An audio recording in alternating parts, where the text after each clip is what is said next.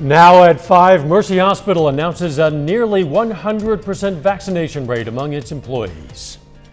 I'm Deborah Alfarone at the White House, where President Biden left for his trip to Rome with a new framework in place for his social spending bill. But I'll tell you why some in his party are holding off on holding a vote. The 4 states' most watched news starts now.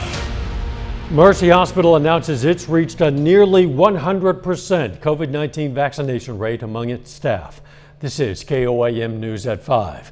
Mercy says all staff are either vaccinated or received a religious or medical exemption. Mercy announced this requirement on July 7th and say they gave employees 3 months to either get vaccinated or get approved for exemption. Now the hospital says the vaccine requirement has not hurt the size of their workforce or the quality of patient care. We've had no interruption or disruption in our services as it relates to the hospital. All our hospital services are running at full capacity right now. We have been able to keep the operations flowing. On October 1st, unvaccinated Mercy employees were placed on a 28-day unpaid suspension with full benefits to give them time to either get vaccinated or have their exemption approved. Mercy Joplin Hospital has not said how many employees might have resigned or been dismissed for failing to comply with the mandate. Brings us to today's KOAM News Now Instapoll. Today's question is, on a scale of 1 to 10, how much importance do you place on the vaccination status of your healthcare provider? You can participate at KOAMnewsnow.com/vote or through the KOAM News Now mobile app. Results are updated live, and we're going to check in on them later in this newscast. Doug Hetty, we'd like to get a break from all this rain. Yeah, day number 2 of just kind of gross and soggy outside. Temperature is cooler for us today. At least we aren't seeing anything strong or severe, of course, but it's just been a persistent light rain all day long. This is what we are going to continue to see as we go through the evening hours. Where you see the darker greens and a little bit of yellow popping up, those are kind of the moderate showers that are working in. But we're on the back side of this storm system now, but we are going to continue to get periods of showers rotating through as we go into the evening hours and the overnight hours tonight. Look at our temps. We're upper 40s, so it's cold across the area. Let's go through time. You can see the bands of showers continue. Here's 8 p.m. Let's go to about midnight. Once we get past midnight, we're going to start to see bigger gaps in the showers, but these are going to continue all the way into tomorrow morning. Of course, we're going to look at that and into the weekend here in just a bit. See you soon. After weeks of negotiations, President Biden unveiled a new framework for his Build Back Better social spending and climate bill. The House Rules Committee is already meeting to consider it, with Democratic leaders pushing to also move forward soon on the Senate-passed bipartisan infrastructure bill. But party progressives say they want to vote on both measures at the same time. Reporter Deborah Alfarone has the latest from the White House. President Joe Biden has embarked on a multi-day trip to Europe to meet with world leaders. Before leaving, he huddled with House Democrats on Capitol Hill to push his revamped Build Back Better bill framework. This framework includes historic investments in our nation and in our people. The $1.75 trillion plan includes universal pre-K for all 3- and 4-year-olds, an extension of the child tax credit, and a reduction in health plan premiums under the Affordable Care Act. But it leaves out proposals for paid family leave, free community college, and a tax on billionaires. No one got everything they wanted, including me.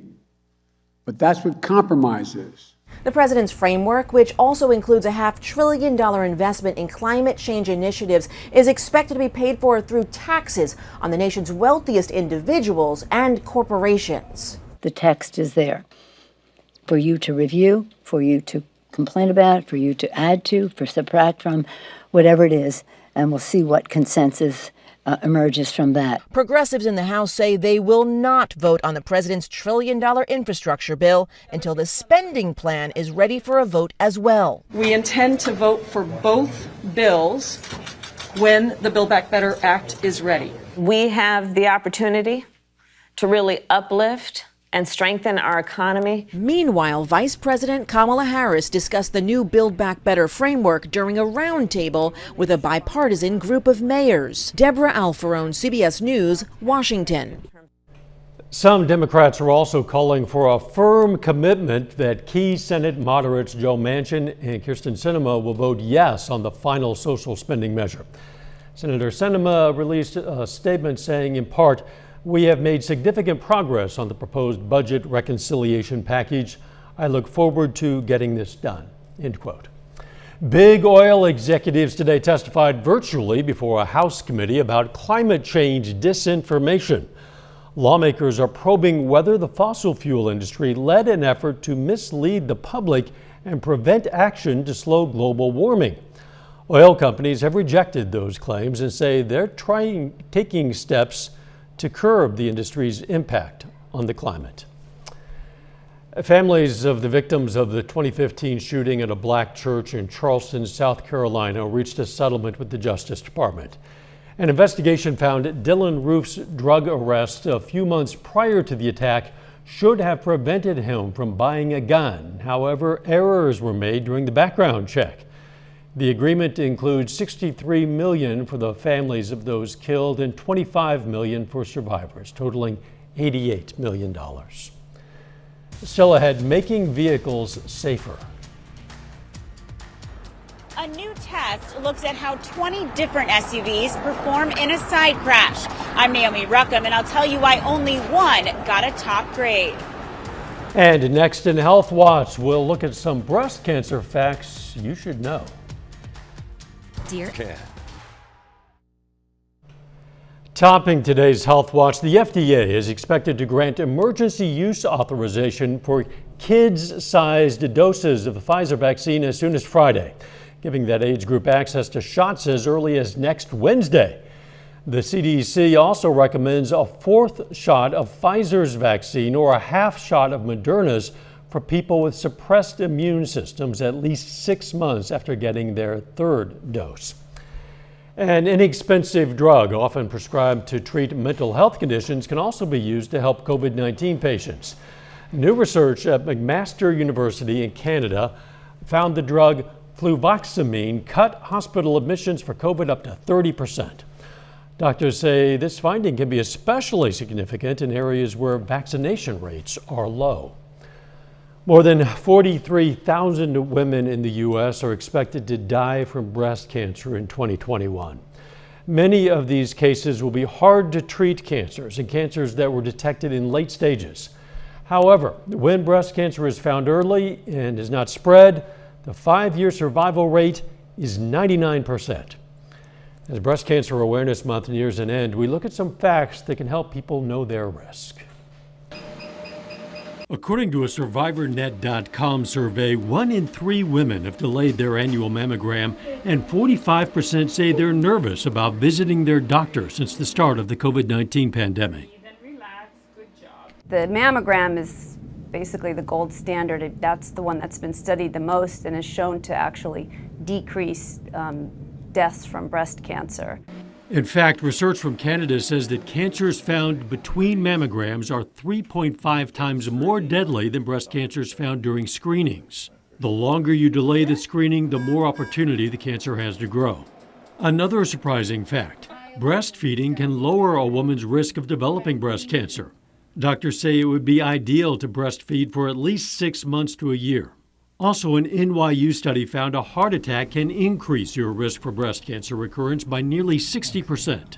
And tattoos can complicate breast cancer screenings. Tattoo pigment can gravitate to lymph nodes, and that can register as a false alarm mammogram. Experts say the best way to protect yourself is to get screened early. We also recommend women have a physician breast exam, beginning again around the age of 25 on an annual basis. Another important fact, breast cancer is the most common type of cancer found in pregnant women or women who have recently given birth. New study shows the death rate from Parkinson's disease has risen more than 60% over the last 2 decades in the U.S., with mortality twice as high among men.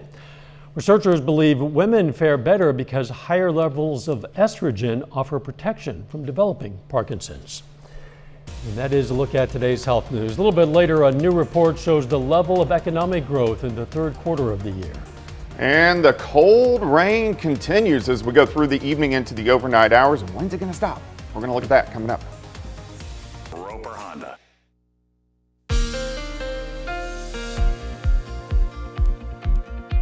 Well, another raw, kind of nasty day across the region. Cold, and we've had the cold rain throughout the entire day. These have been mainly light showers, so we haven't had to deal with anything too strong or severe, of course, but just kind of raw and nasty. You can definitely tell that we're getting deeper into fall, and we continue to have these showers rotating through. Where you see the darker greens and the yellows, that is kind of more moderate showers across the region, but these are going to be just periods of showers as we go through the evening hours tonight as we're on the backside of this storm system. And you can see still some pretty good little showers on the south side of Joplin down toward Neosho, and then also once you get into Ottawa County from Miami, Fairland toward Grand Lake. But these are going to stick around throughout the evening hours. Look at our rainfall amounts. Anywhere you see the yellow, we're talking at least 3 inches. So you can see from Pittsburgh through Joplin, Grand Lake, over 3 inches. But on average, I'd say most of us have picked up about 1.5 inches upwards to about 3 inches. And we're still going to get a little bit more rain as we go through the overnight hours tonight. It's also cold. Everybody's sitting into the upper 40s. And we're going to drop back a few more degrees tonight, and it's windy. We got these strong northwesterly winds kicking in behind this system, so our sustained winds are in that 10 to 20 mile per hour range, and then our gusts are even higher than that. We've been getting winds gusting 30 upwards to 35 miles per hour. It's going to stay windy once again for us tonight and really into the daytime hours tomorrow. 7th and range line looking north, a jaunt toward the west, currently 49. Humidity, of course, high at 90%. Through the evening hours, we slowly slide back through the 40s, and eventually we'll just kind of bottom out mid 40s for overnight lows. But look at this big storm system. Once you get to Wichita, it's sunny, but we're just on the back side of the system. So when this system repeats about a week before Christmas, when we get on the back side of this system, it will most likely be all snow. So that's something we'll have to watch down the road. But a very strong storm system, and it's taking its time pushing out of here. So let's go through the evening. We do have some playoff football tonight on the Kansas side. If you're heading out to one of those games, take the rain gear. You're going to need it. Here's midnight, still light showers continuing all the way into the morning hours. So we're going to start with drizzle and light showers, but I think by the noon hour, we're going to get most of the rain out of here. So let's go into the afternoon. Still clouds on the Missouri side, but on the Kansas and the Oklahoma side, you will break out and see some sunshine tomorrow afternoon, which will be nice. We have not seen the sun in several days. 49 to start, and then up to the mid-50s by the time we head into the afternoon hours. All right, additional rainfall from this point on.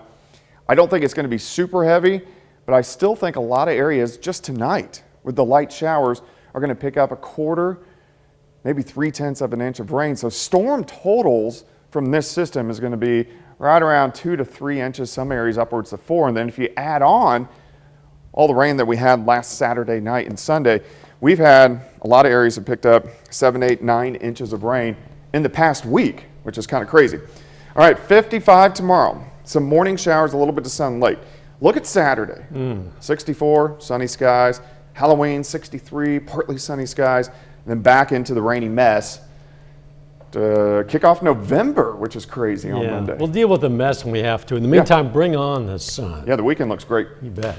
Hey, take a look at this. Severe weather has been impacting multiple regions all across the country, including a tornado in Texas. That same storm system also causing damage in Louisiana. Meanwhile, in the Northeast, residents today are cleaning up after the season's first nor'easter. The Massachusetts governor says hundreds of thousands of people lost power on Cape Cod. Coming up, a new kind of crash test shows room for improvement in modern vehicles. First, though, we honor a local veteran. Charles Mangeni served in the U.S. Army from 1944 to 46.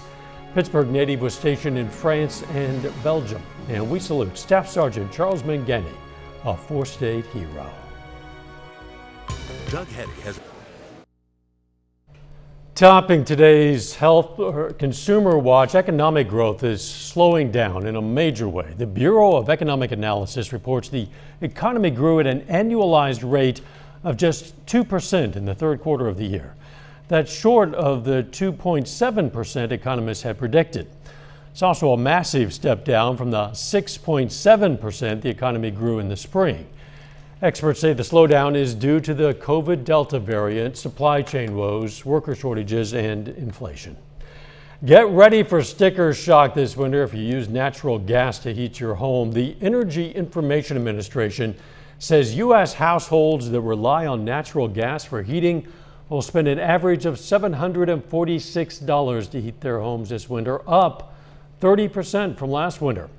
Of course, how much you pay also depends on how much you use. Analysts say a cold winter could result in those prices doubling from where they are today.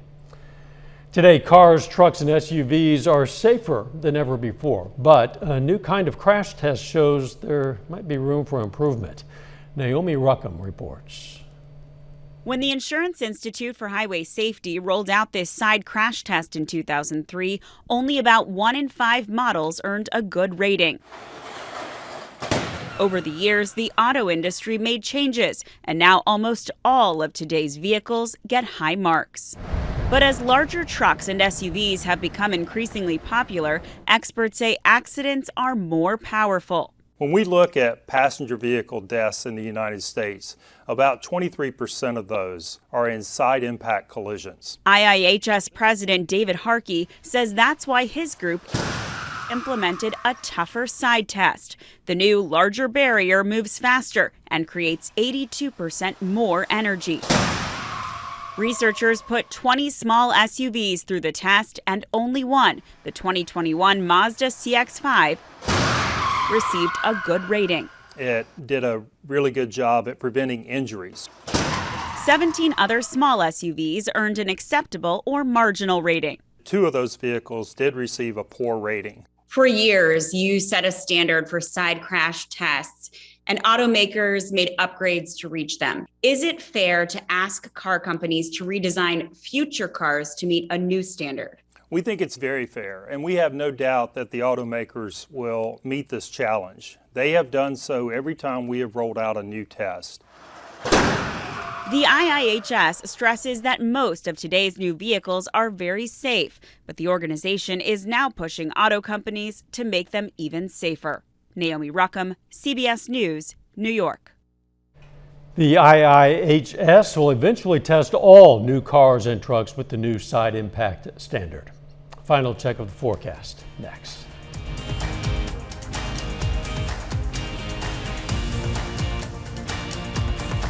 Service is provided by.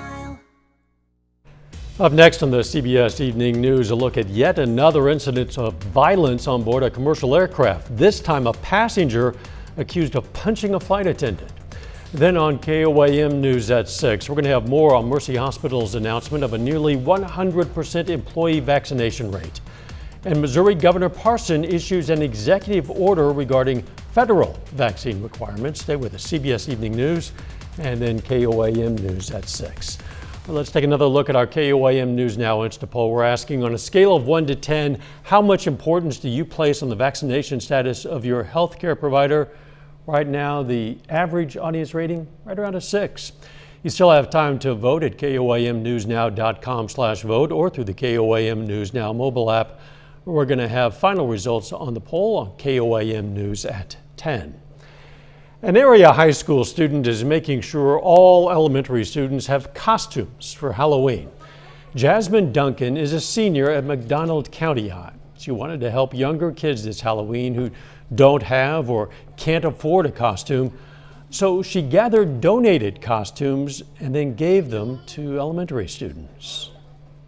The feedback, the smiles that I get out of it, it makes me happy to help others. To make other people's day better. And I know how it is to struggle, you know. My mom's always stressed that on me, to show others kindness, you know. You want to have a good day, so everybody else needs a good day. It doesn't hurt to help a little. Well said. What a great idea. This project is part of Jasmine's A+ requirements, which will give her 2 free years of school at Crowder College. Good luck with that project. Absolutely. The best gift you could get for Halloween would be the promise of a nice forecast. I can do that for Halloween, just not tonight, and then even into tomorrow morning. We're going to continue to have showers, a little bit of sunshine late tomorrow, which is good, and then we roll into the weekend. Look at this, 64 Saturday, 63 on Halloween. Enjoy it, because the rain and the cold temps return early next week. Yeah, but we'll worry about that when we have to. Thanks for joining us. The CBS Evening News is next, and of course, we are going to be right back here for KOAM News at 6. See you then. Let's make it a great evening.